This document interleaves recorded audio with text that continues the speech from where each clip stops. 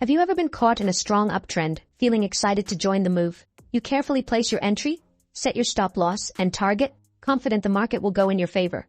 But then, the unexpected happens, the market pulls back, hits your stop loss, and then takes off in the direction you predicted. That's what we call getting trapped in a pullback. In this video, I will show you exactly how to spot pullbacks before they even happen, and how to trade them profitably using a simple price action trading technique. In an uptrend, prices move higher because buyers are in control. There are two key moves: the impulsive move, where prices push up; the retracement, a temporary pullback as buyers take profits. Think of it like a quick breather before the price continues to climb. This pullback is your golden chance to hop on the trend before the next big move up. In a downtrend, prices move lower because sellers are in control. There are two key moves: the impulsive move, where prices drop; the retracement, a slight bounce as sellers take profits. This pullback is your opportunity to join the downtrend before the next drop kicks in. In a range-bound market, prices move sideways, trapped between a high and a low point, with neither buyers nor sellers in control. Pullbacks in this scenario can be tricky, as trading within the range is generally not advisable. The best approach is to wait for a breakout, when the price moves decisively above or below the range. Once the breakout happens, look for a pullback to confirm the new trend direction. This is where the real trading opportunity lies. One of the biggest challenges for traders in an uptrend is figuring out exactly when the pullback ends and the next move upwards begins. Through my analysis, I've identified 4 key levels where pullbacks often stop. Let's begin with the most common one: support and resistance. Let's break this down with a clear example. Here we're looking at a strong uptrend. You can see the market moving in waves, making impulsive moves upward followed by retracement moves or pullbacks. In this case, the price broke through a resistance level and then pulled back toward that same level. Now something critical happens. The previous resistance level becomes support. As the price approaches this new support level, it finds buyers stepping back in, and the market starts moving up again. In an uptrend, support levels act as reference points. When the market pulls back to a support level, it often signals the end of the pullback and the start of a new upward move. By identifying these key levels, you're able to pinpoint exactly when the pullback is likely to end, giving you a clear signal for your next trading opportunity. In a downtrend, pullbacks often end at previous support levels that flip into resistance. Here's how it works. The price breaks below a key support level, and when it pulls back, that same level now acts as resistance. Sellers step back in at this point, rejecting the price and driving it lower again. You'll see this pattern over and over in downtrends: a pullback to a resistance level, followed by another leg down. By spotting these pullbacks in a downtrend, you can identify solid entry points to stay in line with the overall market trend. Now let's move on to the next level where the market often pulls back: the trend line. Trend lines are a fantastic tool for spotting where pullbacks might end and the trend might continue. Let me walk you through how to use them. First, when you spot a trend, let's say a downtrend, you'll draw a trend line connecting the lower highs. For example, in this chart, we see the price rejecting the same angled line multiple times. That tells us it's a valid trend line. Next, notice what happens as the price moves. It pulls back toward the trend line, rejects it, and then continues downward. This pattern repeats. The price pulls back, touches or comes close to the trend line, and then moves down again. What's the takeaway here? A trend line acts like a guide, showing where pullbacks are likely to end. If you can spot these pullbacks to the trend line, you can pinpoint potential high probability entry points in the direction of the trend. Let's move to another powerful tool for identifying where pullbacks often end: the 50 simple moving average. This is a favorite among traders because it helps pinpoint areas where the market might reverse after a pullback. Let me show you how to use it effectively. The first thing you need to do is add the 50 simple moving average to your chart. This moving average acts as a dynamic support or resistance level, depending on the trend. In an uptrend, it often acts as support, where the price bounces and continues higher. In a downtrend, it works as resistance, rejecting the price and pushing it lower. Now let's see how the market interacts with this level. During an uptrend, the price often pulls back to the 50 simple moving average, finds support, and then continues its upward movement. Here's why this happens. The 50 simple moving average isn't just a random line. It represents the average price over time, and because so many traders and institutions watch it, pullbacks to this level often lead to strong reactions. If you can spot pullbacks that align with the 50 simple moving average, you're identifying key areas where the trend is likely to resume. And here's the best part.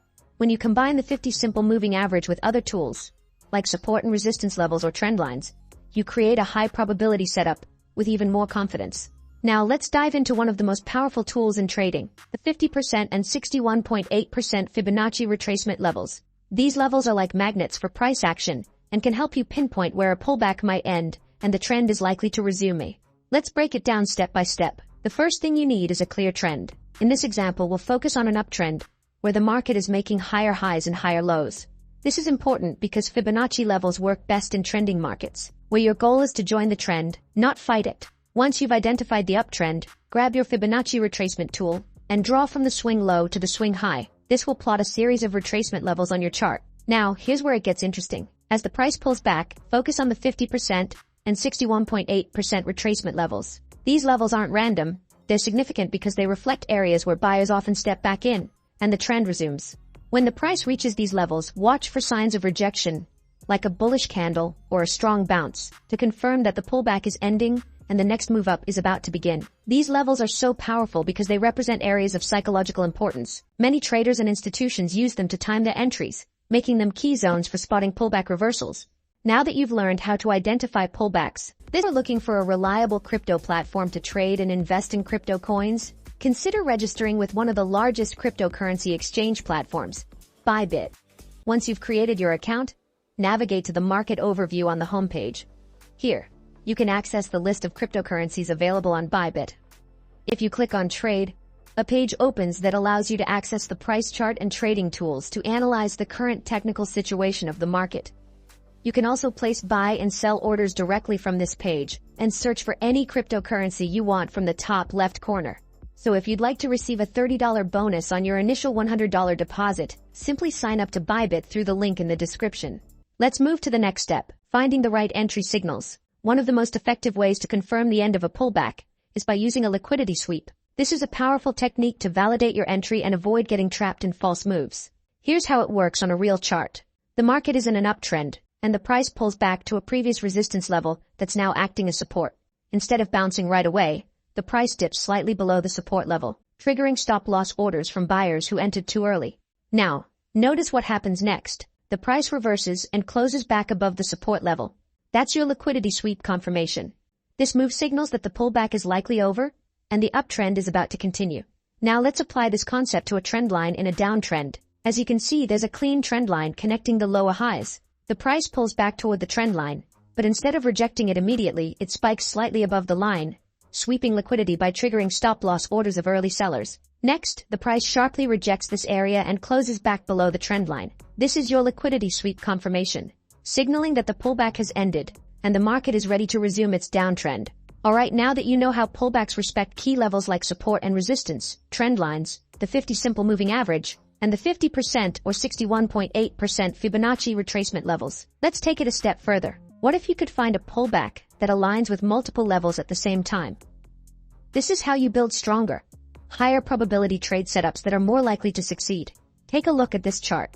The market is clearly in an uptrend, and we've identified a resistance level that has now turned into support.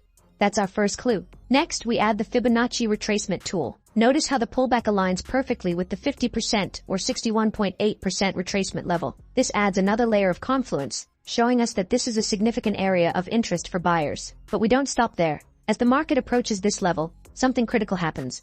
A liquidity sweep. The price dips slightly below the support level, triggering stop-loss orders, and then quickly reverses, closing back above the level. This liquidity sweep validates our setup and confirms that buyers are stepping back in. Look at another example. The market is in an uptrend, and we've drawn a clean trend line connecting the higher lows. The trend line acts as a dynamic support level, guiding the price as it moves higher. Now, look at this point where the price is pulling back. We notice something interesting. The pullback aligns perfectly with a previous resistance level that has now turned into support.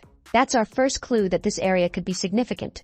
To add another layer of confirmation, the price briefly dips below the support level and the trend line, triggering a liquidity sweep. After grabbing liquidity, the price quickly reverses and closes back above both the support level and the trend line. This combination of signals confirms the end of the pullback and the start of the next upward move.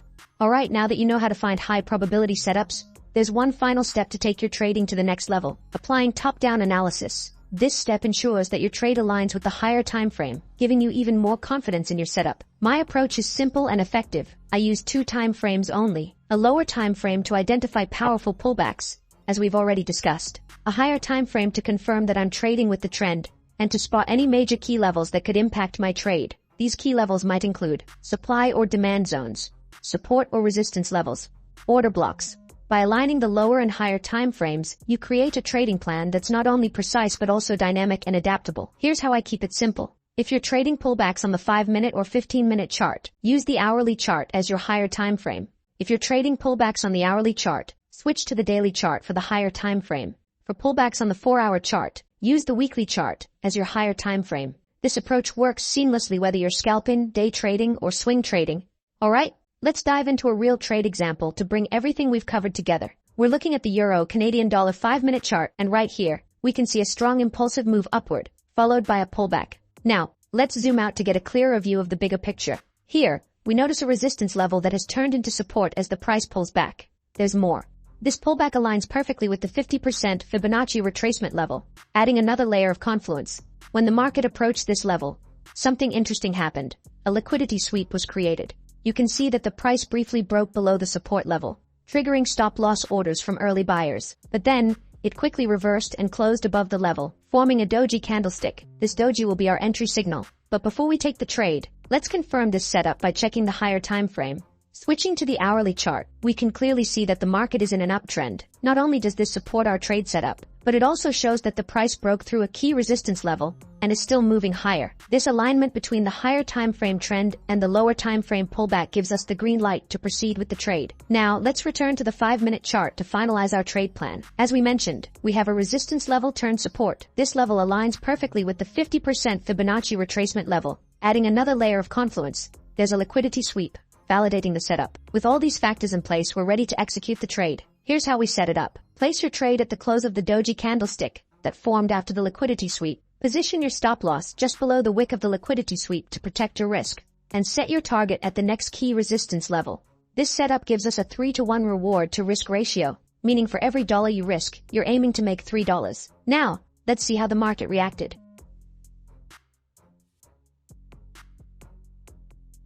As expected, the price rallied straight to our target, hitting it perfectly and completing a profitable trade with a 3-to-1 reward to risk ratio. That's how you turn pullbacks into profit. If you've got questions or insights, share them in the comments. I'd love to hear from you. And don't forget to like and subscribe for more powerful trading strategies.